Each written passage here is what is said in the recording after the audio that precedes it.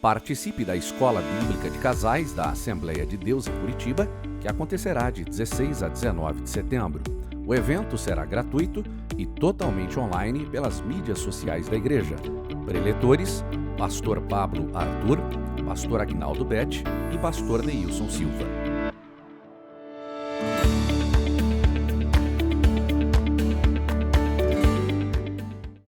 Olá, paz do Senhor Jesus a todos e a todas. Sejam bem-vindos a mais um encontro de nossa Escola Bíblica Dominical.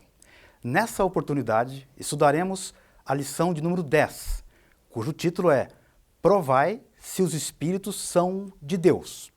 O texto áureo se encontra na primeira epístola de João, no capítulo 4, versículo de número 1. E está escrito assim: Amados, não creiais em todo o Espírito, mas provai se os Espíritos são de Deus, porque já muitos falsos profetas se têm levantado no mundo. Amém. A verdade prática nos ensina que, através dos dons espirituais, a Igreja discerne os espíritos enganadores. Provai, discernimento. Essas são as palavras-chave de nossa reflexão. O discernimento espiritual é essencial para a saúde espiritual da igreja. Os textos bases para essa aula estão em Neemias, capítulo 6, versos 10 a 14, 1 aos Tessalonicenses, capítulo 5, verso 20 e 21, e 1 aos Coríntios, capítulo 14, verso 29. Eu peço que você leia esses textos bíblicos com atenção e compare com a nossa reflexão.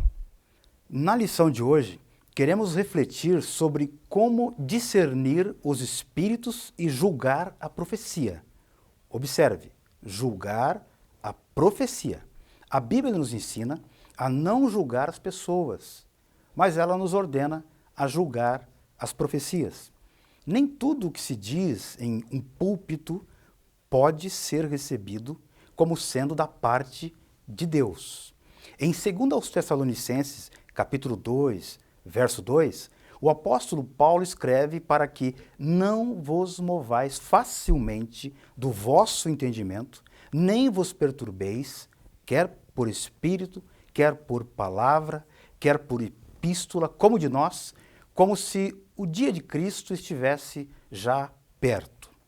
Pessoas supostamente revestidas de autoridade espiritual, outras enviando cartas em nome do apóstolo, ensinavam doutrinas equivocadas a respeito da volta de Cristo e do arrebatamento. Assim, nossa reflexão serve como alerta para o cuidado que devemos ter com os falsos profetas. Mas, se devemos julgar as profecias, como devemos fazer isso? Bem, todos nós precisamos do auxílio do Espírito Santo para reconhecer a verdadeira voz de Deus nas diversas ocasiões em que participarmos. A Bíblia nos apresenta diversos casos de discernimento com relação às manifestações espirituais. Você está lembrado do episódio em que o apóstolo Pedro desmascarou Ananias e Safira? Há ainda a passagem em que o apóstolo Paulo discerniu o espírito daquela jovem adivinha. A experiência vivida por Paulo serve para nos alertar de que o fato de o espírito falar uma verdade não é o suficiente para validar a manifestação como vinda da parte de Deus. Em 2 aos Tessalonicenses, capítulo 2, versos 9 a 10, somos ensinados que alguém com a eficácia de Satanás pode até demonstrar poder e sinais e prodígios de mentira com todo o engano da injustiça para os que perecem. Durante toda a história da igreja, e inclusive nos dias de hoje, também devemos estar sempre atentos às várias manifestações espirituais. Portanto, estejamos em vigilância e oração, que o Senhor Jesus com o auxílio do Espírito Santo, nos ajude a permanecer atentos. Na lição passada, estudamos as diferentes formas de ataques que o inimigo da obra de Deus usa para lutar contra os servos de Deus. Vamos dedicar esta lição ao estudo de como o inimigo ataca por meio dos falsos profetas. Nosso primeiro tópico alerta: cuidado com os falsos profetas. O livro de Neemias ensina que Sambalate e Gesem convocam uma reunião no Vale de Ono, uma planície a cerca de 43 quilômetros a noroeste de Jerusalém. Um local perigoso para se encontrar com inimigos. Embora pouco se saiba a respeito do ofício profético nesse período pós-exílico, anteriormente os profetas desempenharam um importante papel na proclamação de reis.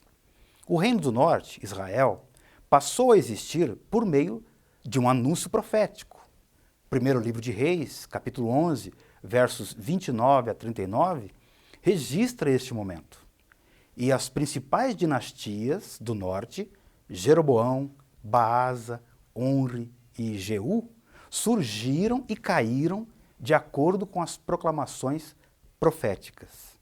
No mundo antigo, se acreditava que os profetas não apenas proclamavam a mensagem de Deus, mas que desencadeavam a ação divina no processo. A partir do Novo Testamento, aprendemos que a profecia não se cumpre por causa da palavra do profeta. Antes, a palavra do profeta é verdadeira quando vinda de Deus. Ela se cumpre quando Deus envia o profeta. Em outras palavras, a palavra do profeta é consequência de uma revelação da parte de Deus e não a causa dos acontecimentos. Assim é que os samaritanos, naquele tempo, observaram que os judeus davam muito valor à palavra dos profetas. Eles se lembravam dos profetas Ageu e Zacarias, os quais profetizavam com tanta graça que a construção do templo, que havia estado parada por 15 anos, recomeçou imediatamente e continuou até a inauguração da Casa de Deus. Por ocasião da construção do muro, a comunicação entre judeus e samaritanos estava interrompida. Eles faziam parte de duas etnias que não conseguiam conviver em comunidade. Nesse sentido, os judeus recusavam as propostas de cooperação dos samaritanos e não aceitavam as visitas deles. Em vista das constantes recusas das suas ofertas de amizade, os samaritanos procuraram, então, influenciá-los por meio de profecias. Tobias e Sambalate conseguiram subornar alguns profetas, entre eles a profetisa Noadias, a fim de atemorizar Neemias, dizendo que ele estava em perigo de morte e deveria fugir para dentro do templo, para assim salvar a sua vida. Isso está registrado lá em Neemias capítulo 6, verso 10 a 14. O exemplo deixado por Balaão prova que qualquer profeta que aceita suborno ou recebe dinheiro para profetizar é um falso profeta. Devemos ter cuidado a fim de que os falsos profetas não encontrem guarida em nossas congregações. É por isso que o segundo item diz que Neemias tinha o dever de examinar a profecia recebida. E ele o fazia. Em primeiro lugar, estranhou a ordem para fugir. Ele diz: um homem como eu fugiria? Em segundo lugar, observou que não tinha o direito de entrar no templo, uma vez que ele não era sacerdote. Foi assim que ele compreendeu facilmente que tudo não passava de um ardil de Tobias e Sambalate para atemorizá-lo e seduzi-lo a pecar. Os piores inimigos da obra de Deus, muitas vezes, são aqueles infiltrados entre o povo de Deus. Neemias capítulo 6, verso 10, mostra que o inimigo agora está trajado com vestes sacerdotais. ele não tem a cara de um demônio, mas sim o semblante de um santo. Ele não se veste como os ímpios, mas na verdade é um blasfemo. Ao se travestir de piedade, até o diabo esconde os seus dentes de leão. É um lobo em pele de ovelha. O inimigo dentro dos muros, esse que é o problema. Foi assim que Judas traiu Jesus depois de desfrutar de sua intimidade, de ouvir os seus ensinos e de ver os seus milagres. Assim, concluído o exame da profecia, Neemias pôde dizer: eu conheci que não era de Deus. Neemias 6, verso 12. O inimigo usa a religião como fonte de lucro. Semaías era um profeta, mas vendeu sua consciência, seu ministério, sua vocação. Usou as escrituras para enganar. Usou do sagrado para conduzir outros à transgressão. Usou a religião como um comércio, para o lucro, para o enriquecimento pessoal. Observe o que Neemias diz no capítulo 6, verso 12. Essa profecia falou contra mim, porquanto Tobias e Sambalate o subornaram. Hoje, é muito mais comum determinados profetas profetizarem a favor, mas a motivação é a mesma: dinheiro. No mundo de hoje, cada vez mais progride o comércio do sagrado. Como diz certo escritor, muitos templos se transformaram em feiras de comércio, os púlpitos em balcões de negócio, o evangelho em produto de consumo e os crentes em consumidores. O comércio religioso no Brasil de hoje faria os cambistas, os mercadores do templo, lá nos tempos de Jesus, sentirem-se como amadores. Em síntese, o primeiro tópico nos alerta. Assim como Neemias, o povo de Deus tem o dever de examinar a profecia recebida. Isso ficará mais claro nos tópicos seguintes. Segundo tópico, a Bíblia revela a existência dos falsos profetas. No Antigo Testamento, temos o trágico exemplo relatado no primeiro livro de Reis, no capítulo 13. Um fervoroso homem de Deus, vindo de Judá, profetizou com muita coragem, advertindo o ímpio rei de Israel, que estava junto do altar queimando incenso. Ele até mesmo deu um sinal que aquela palavra era do Senhor. Ele disse: eis que o altar se fenderá e a cinza se derramará. Quando o rei ouviu aquela palavra, estendeu a sua mão sobre o altar, ordenando que prendessem o homem de Deus. Mas a mão que ele estendeu contra o profeta se tornou ressequida e não a podia tornar a trazer a si. O altar se fendeu e a cinza se derramou, como o profeta havia dito. A pedido do rei, o profeta orou a Deus e a mão lhe foi restituída sã. Mas havia uma ordem de Deus para que o profeta não comesse pão nem bebesse água naquele lugar, e que não voltasse pelo mesmo caminho. Havia, contudo, naquele lugar, um velho profeta, que tomou conhecimento do que ocorreu. O profeta velho foi ao encontro do homem de Deus e o convidou para comer pão. Mediante a recusa do homem de Deus, o velho profeta argumentou que um anjo lhe havia falado, ordenando que convidasse o profeta de Judá a voltar para comer pão em sua casa. E foi assim que aquele homem de Deus não discerniu a mentira e aceitou o convite. E aconteceu que quando ele estava comendo o pão, Deus tomou o velho profeta em profecia e disse: visto que foste rebelde à boca do Senhor, o teu cadáver não entrará no sepulcro de teus pais. Depois de ter comido o pão, voltou e no caminho um leão o matou, deixando-o prostrado na estrada. O velho profeta o recolheu e sepultou no seu sepulcro. Hoje também, apesar de possuirmos ensinamentos claros a respeito de um ou outro assunto na palavra de Deus, mas quando alguém diz que viu um anjo, muitos ficam alvoroçados e, nessa ocasião, parecem perder o discernimento, passando a ouvir e a seguir ensinamentos contrários às Sagradas Escrituras. Observe que nessa passagem de 1 Reis 13, o problema é ainda maior. O homem de Judá já havia demonstrado que a sua mensagem era autêntica. O homem de Judá entregou a sua mensagem fielmente, mas facilmente foi iludido e desobedeceu a palavra de Deus. No capítulo 22, também no primeiro livro de Reis, nós temos que quando o rei Josafá de Judá visitou o rei Acabe de Israel, este tinha um grande número de profetas que profetizavam segundo a vontade do rei Acabe.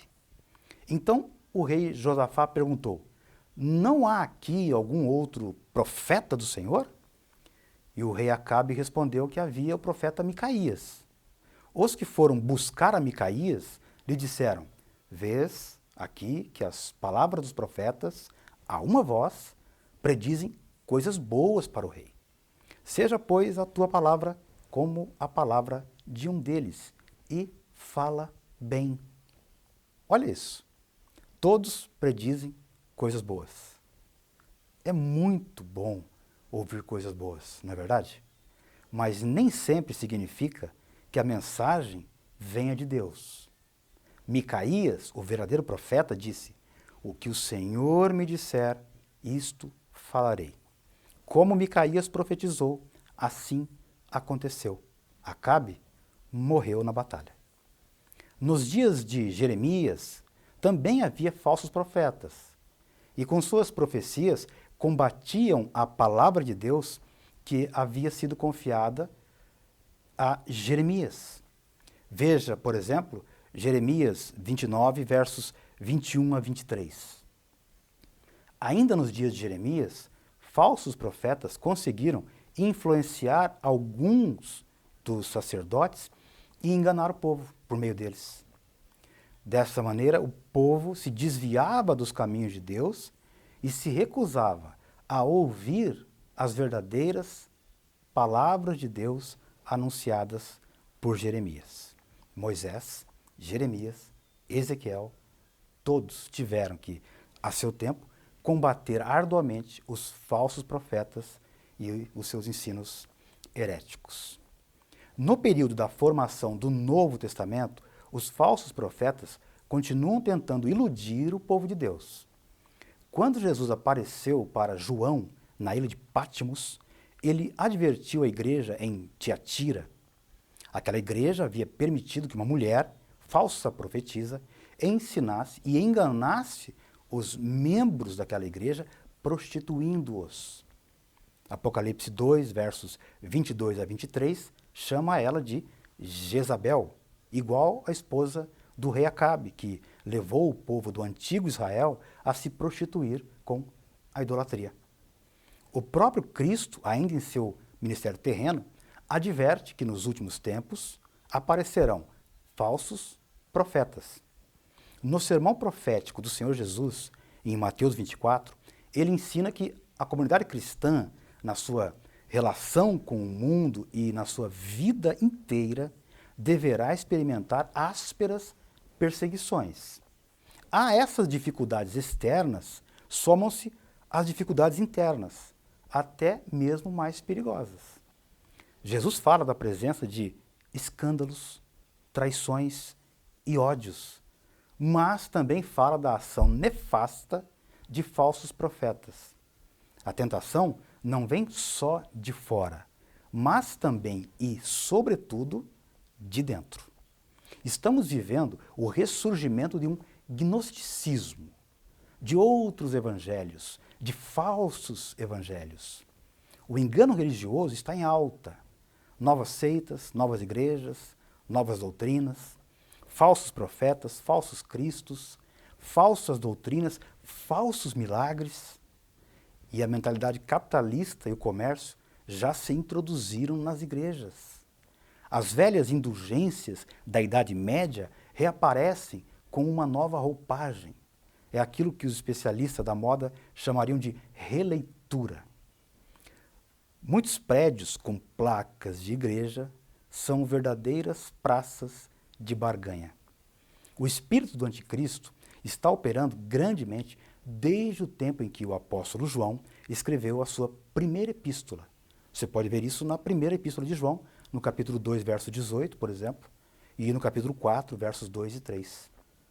Este mesmo espírito fará esses falsos profetas operarem sinais e prodígios de mentira, com todo engano e injustiça, como mencionamos em Tessalonicenses 2.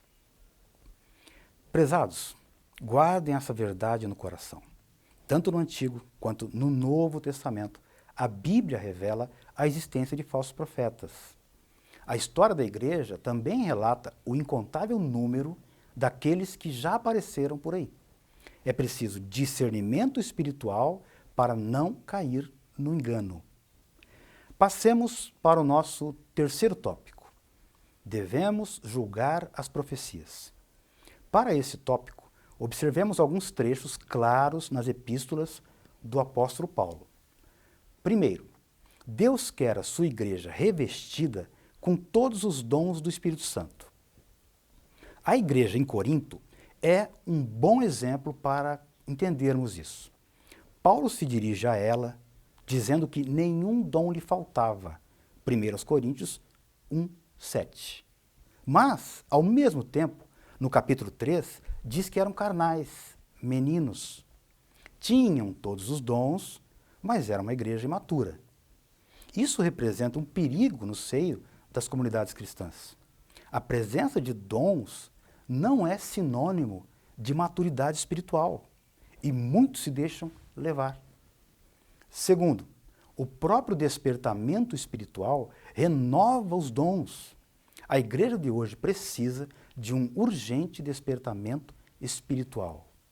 Muitos confundem avivamento com animamento. Saem das igrejas e suas reuniões alegres, mas o cotidiano demonstra a falta de vida espiritual. Estão muito animados, mas não avivados. Quando Deus renova o dom de profecia e os dons de variedade de línguas e interpretação, por meio de um despertamento espiritual, então se torna necessário que a igreja esteja bem doutrinada para saber como usar os dons espirituais. Como se deve julgar as profecias, conforme a palavra de Deus nos ordena. Nenhuma mensagem tida como profética está isenta de exame por parte da igreja. Existem muitos reclamando para si uma infalibilidade e inerrância que apenas as escrituras inspiradas possuem. Conforme o ensino do apóstolo Paulo na 1 Tessalonicenses capítulo 5, verso 19, temos o direito e o dever de julgar as profecias para ver se elas estão de acordo com as Escrituras. Se não estiverem, são consideradas anátema, malditas, pois têm o objetivo de conduzir o povo de Deus ao erro. Fujamos das falsas profecias e dos falsos profetas. Peçamos a Deus que nos dê discernimento. Devemos julgar a mensagem profética, pois nenhuma está isenta de exame por parte da igreja. Nenhuma. Não importa quem falou, mas sim o que foi dito. O quarto tópico levanta uma pergunta. Por que devemos julgar as profecias? O autor da lição nos dá pelo menos 4 motivos pelos quais devemos julgar as profecias. Primeiro, porque a palavra de Deus nos manda julgá-las. Já vimos 1 Tessalonicenses 5,19 e 1 Coríntios 14, 29. Observe que o texto de 1 Coríntios 14, 29 é claro. E fala em 2 ou 3 profetas e os outros julguem. Ele até mesmo pede para evitar que muitos falem ao mesmo tempo. Outra verdade que se descobre aqui é que, se os outros devem julgar, a profecia realmente vinda da parte de Deus deve ser dita em alto e bom som. Além disso, precisa ser no idioma comum das pessoas que ouvem. E agora eu preciso ser aqui muito claro com muito amor e cuidado, eu preciso te dizer que esses costumes de profecias ao pé da orelha, profecias em línguas, não respeitam as Escrituras, não respeitam a palavra de Deus. O propósito é a edificação da igreja e não os crentes desfilarem a sua piedade em público. A palavra de Deus nos manda julgar as profecias. Depois, por que os que profetizam estão sujeitos a falhas? Mesmo que a mensagem venha de Deus, pode acontecer que o instrumento esteja sem o fruto do Espírito na sua vida e a transmissão da mensagem seja prejudicada por essa causa. Confira 1 Coríntios 13, não é? Nada tem valor se não for feito com amor. Outro motivo, porque pode haver conhecimento prévio dos fatos. Quando o que profetiza conhece os problemas da pessoa para quem está profetizando, pode haver o perigo de que a sua opinião pessoal venha a influenciar o conteúdo da mensagem. A Bíblia diz em Jeremias 23, 28, que tem a palha com o trigo. A mensagem pode ser um produto da opinião daquele que profetiza. Talvez esse tipo de profecia esteja entre os que mais atrapalham o bom andamento da obra do Evangelho. O quarto e último motivo nos alerta que existe a possibilidade de que o profeta, ao anunciar a mensagem profética, esteja sendo influenciado por um espírito maligno, disseminador de mentiras. É o caso de 1 Reis 22. O último tópico da lição de hoje nos oferece algumas verdades sobre como devemos julgar as profecias. Em primeiro lugar, como não poderia deixar de ser, examinando as Escrituras. Uma profecia jamais pode estar em conflito com a palavra de Deus.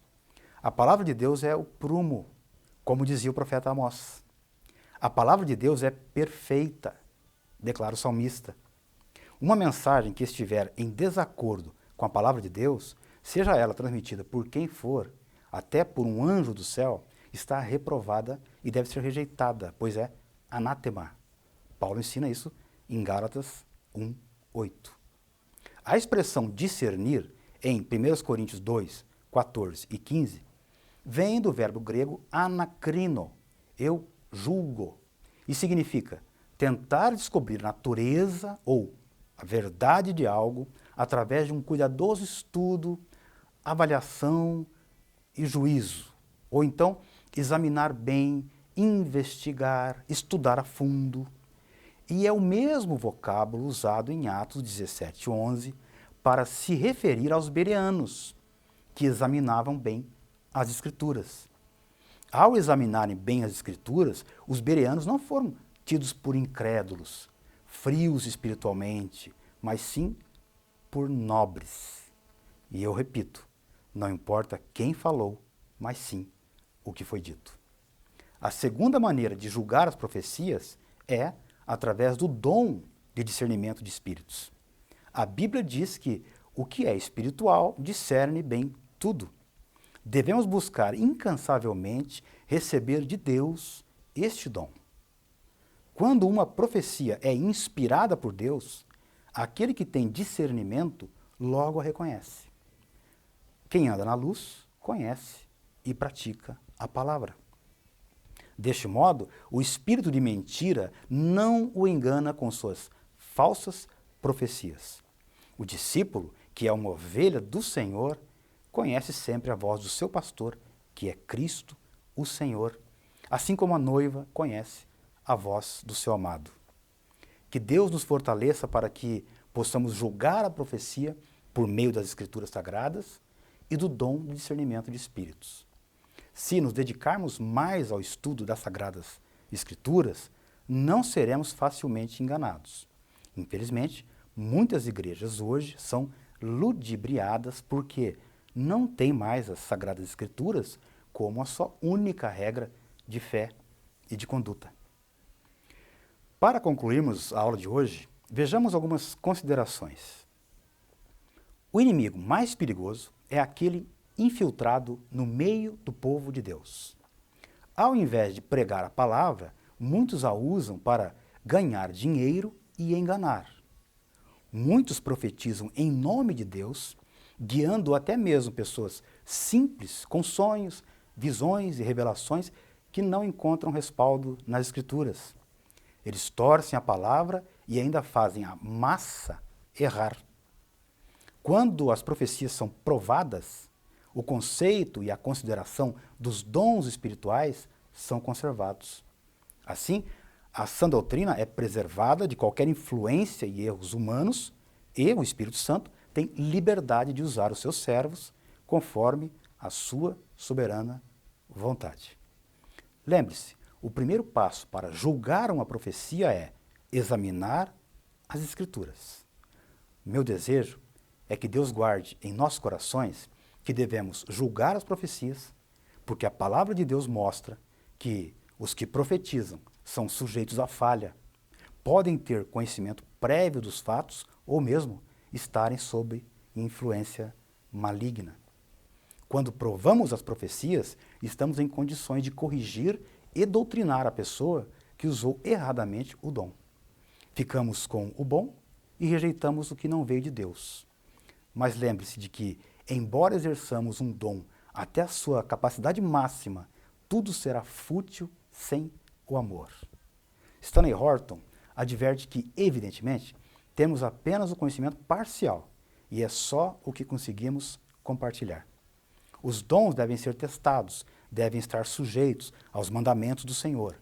O foco é o amadurecimento da igreja e não a grandeza do dom. Estas verdades devem nos levar à humildade, à estima por Deus e pelo próximo e à zelosa disposição de obedecer a Ele. Lembrem-se, os dons edificam e o dom profético é útil à igreja, mas nem todo o Espírito é de Deus e por isso devemos discernir os Espíritos.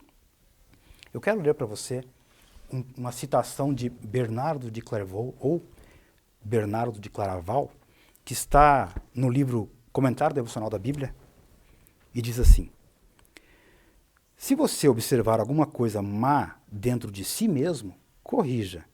Se for algo bom, preserve. Se for algo bonito, incentive. Se for algo sólido, mantenha. Se for doente, cure. Leia incansavelmente os preceitos do Senhor e, suficientemente instruído por eles, você saberá o que evitar e o que buscar. Um dos hinos propostos para a lição de hoje foi o de número 17 de nossa harpa cristã. Eu quero encerrar recitando duas partes do poeta sacro.